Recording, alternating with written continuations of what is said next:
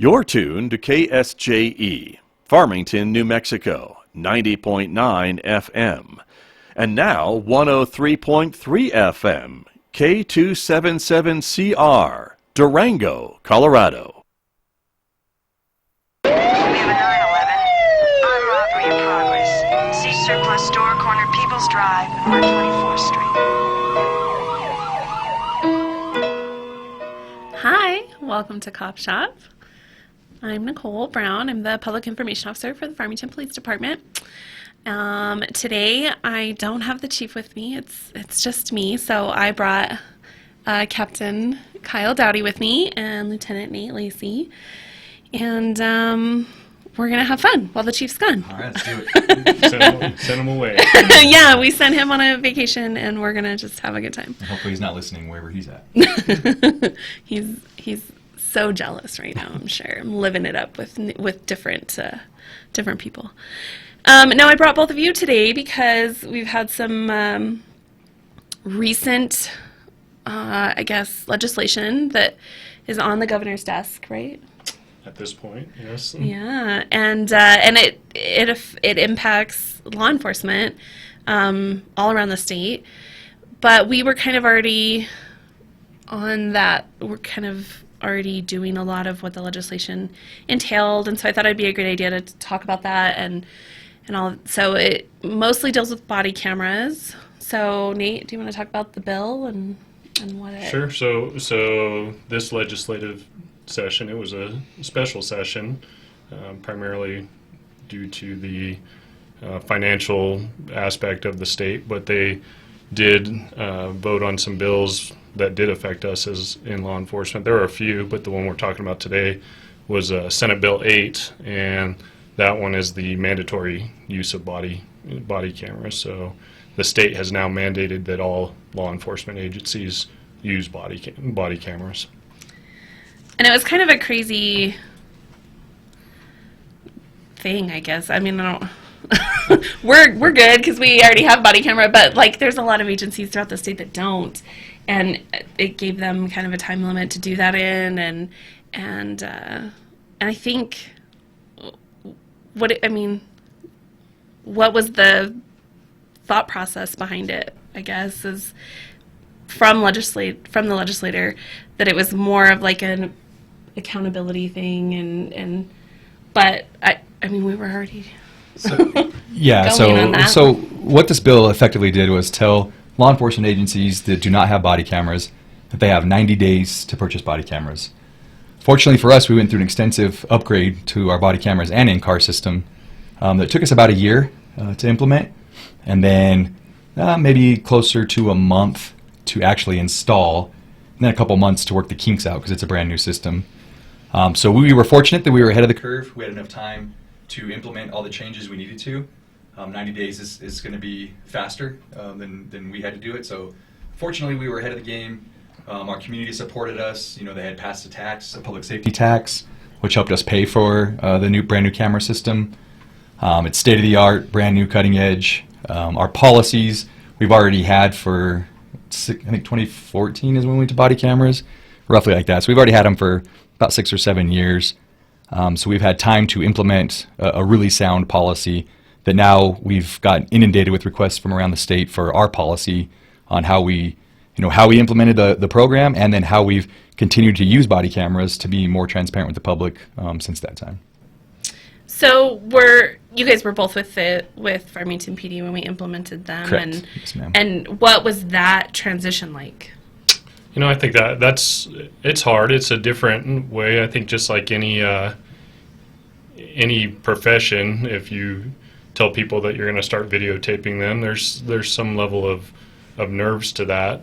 But as time went on, I think the vast majority of our officers know what the value is of having the cameras and being able to exonerate complaints and have good evidence, and there's a slew of things. They're definitely way more helpful, in my opinion, than hurtful, and I think that's the opinion of a lot of our officers. Yeah, so I'll piggyback on that. So, I mean, you'd be hard-pressed to find an officer now that would be comfortable going into service without a body camera.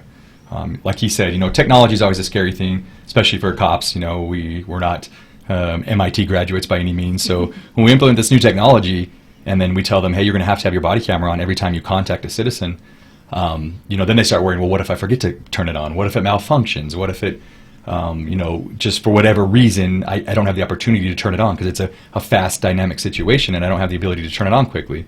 So once some of those fears were negated and we started using these body cameras, really now what you're going to hear now is cops saying, I won't go on the streets without a camera, because all of these allegations that were patently untrue, all of these, and honestly, prosecutors love them, defense attorneys love them. There's really no reason not to have them, except for the cost is enormous. It really is expensive, and some of these smaller agencies in New Mexico potentially are going to struggle to find the infrastructure they need, because even the networking, because we wirelessly download all of our body cameras, so all that's expensive. Storage is very expensive. So storing all these videos, we have like 10 terabytes of storage just for the city of Farmington.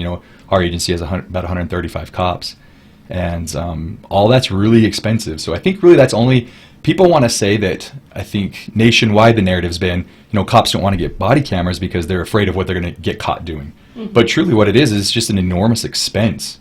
And then the startup costs are huge, but then that doesn't stop because the maintenance fees are huge.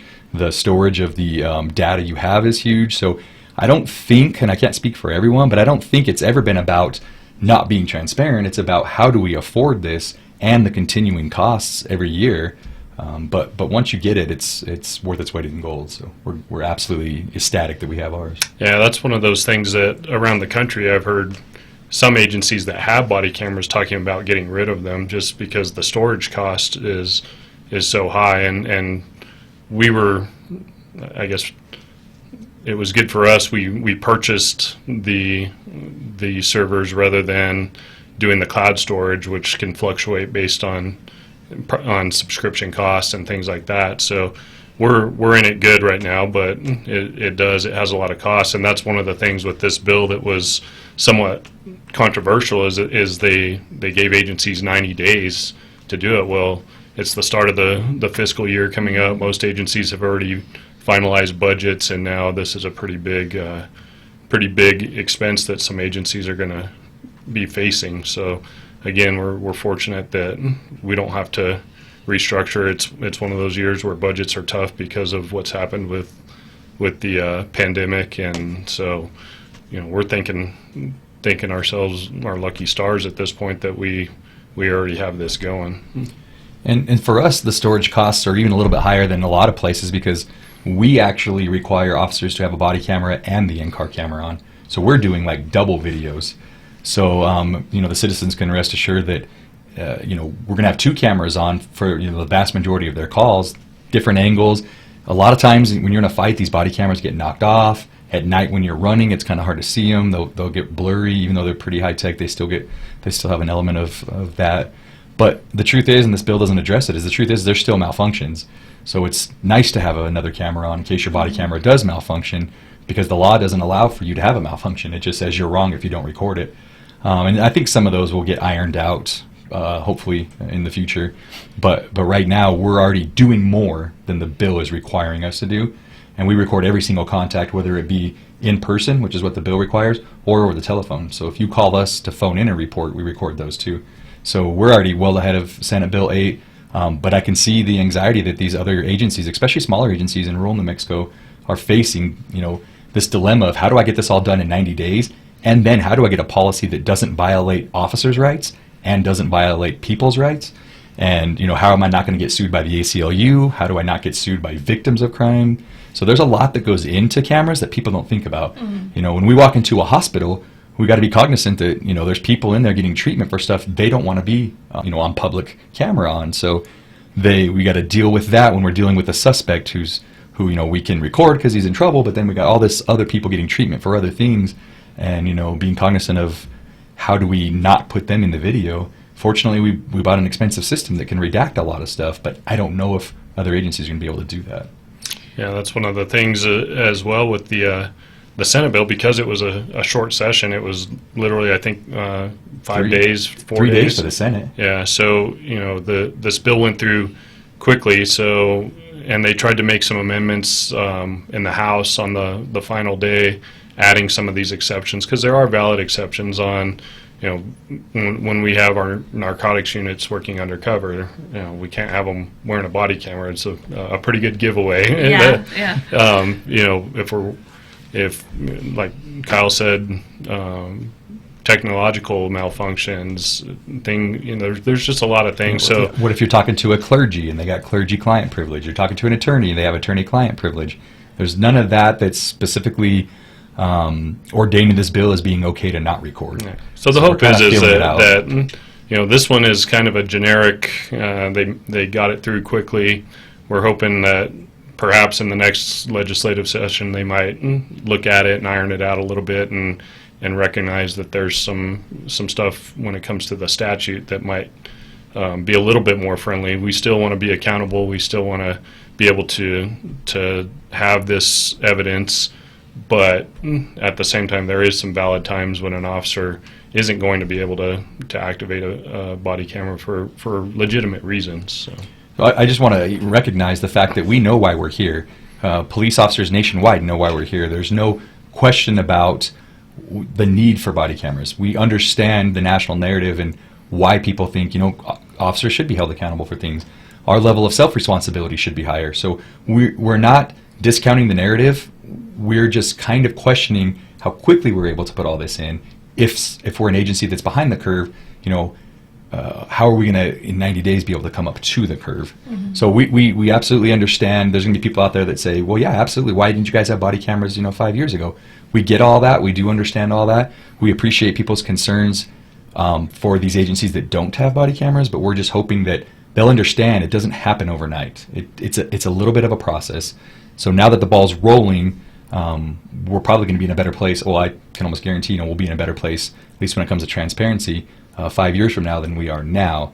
And there may be the next thing in 5 years that we have to come into compliance with, and the next technological update.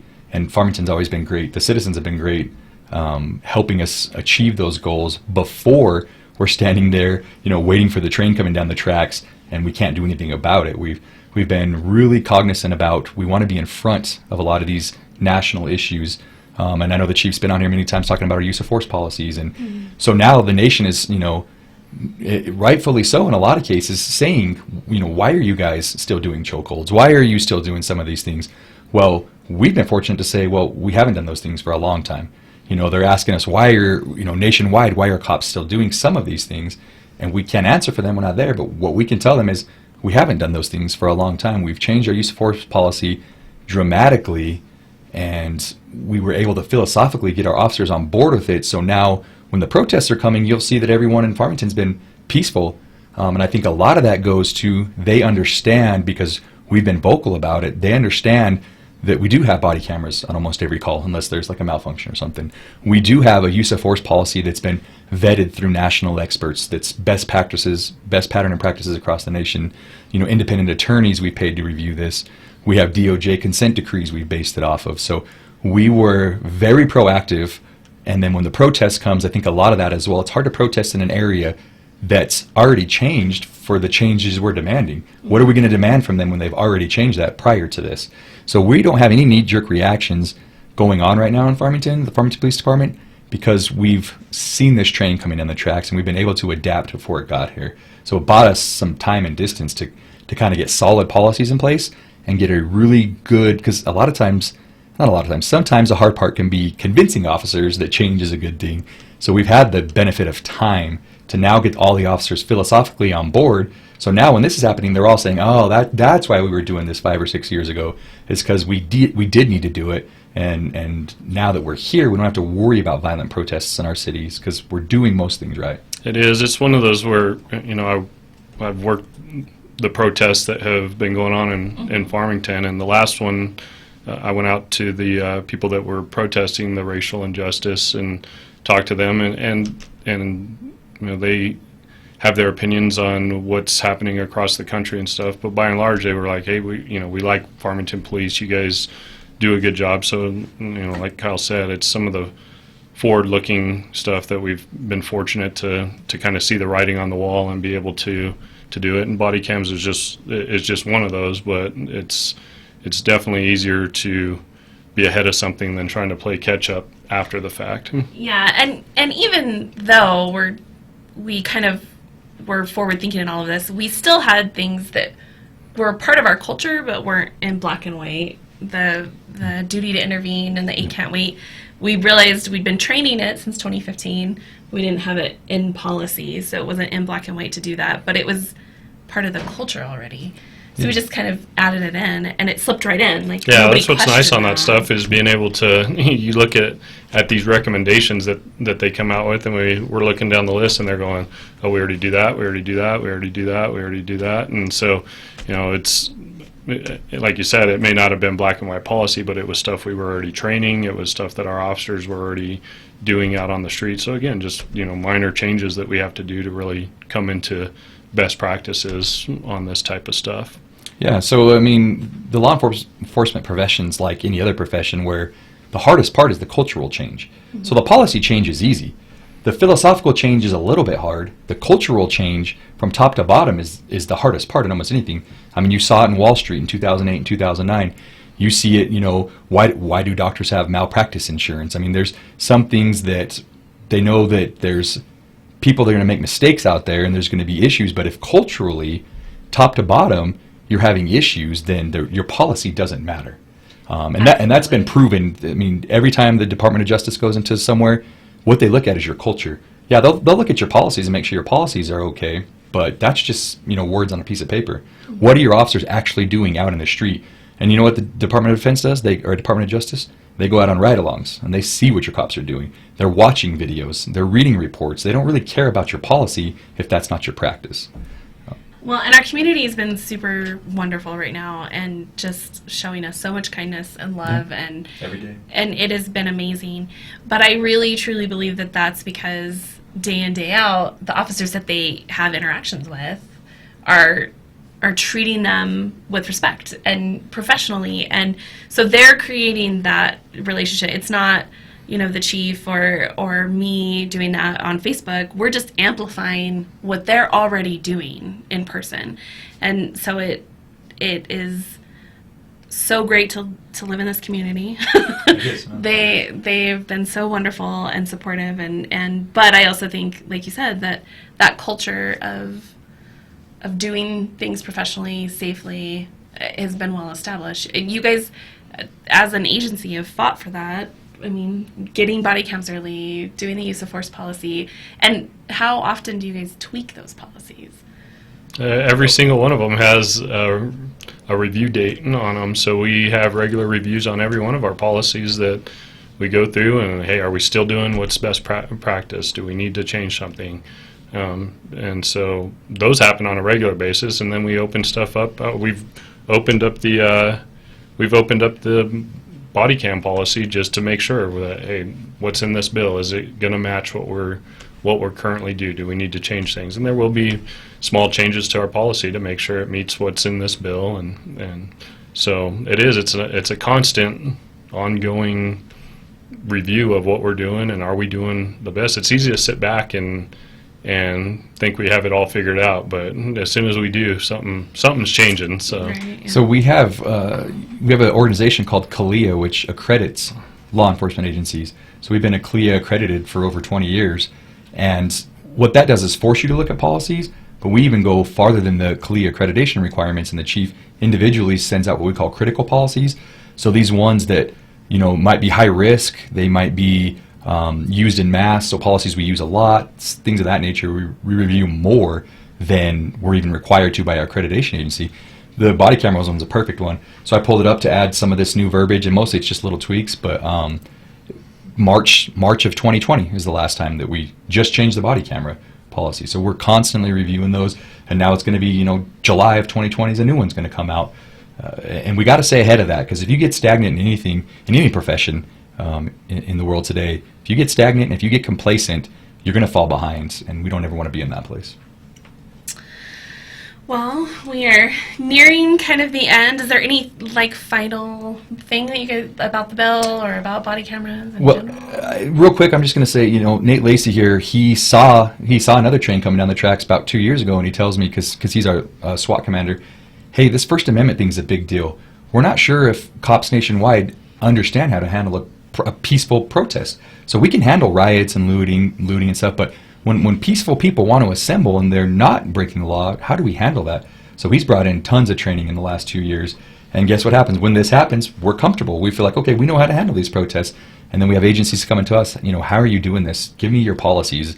And our chief has gotten a lot of requests for, hey, things are going great in Farmington. Why are those protests going so peaceful? And it is because of what we've built up over the last, I'll say 30 years, but it's really also how we're handling those protests because we have the training. So Lieutenant Lacey brought all that in. We saw these First Amendment issues that potentially were coming, and we were ready for it. Way to go, Lieutenant Lacey. He's doing great. He's our hero. I do feel like you're like a unicorn in the cop world. You're like so great at so many things. He's Nostradamus too. He knows when it's coming. He sees he sees the trend coming and is all over it. Well, thank you guys so much. And thanks for having us. We will see you all next time on Cop Shop.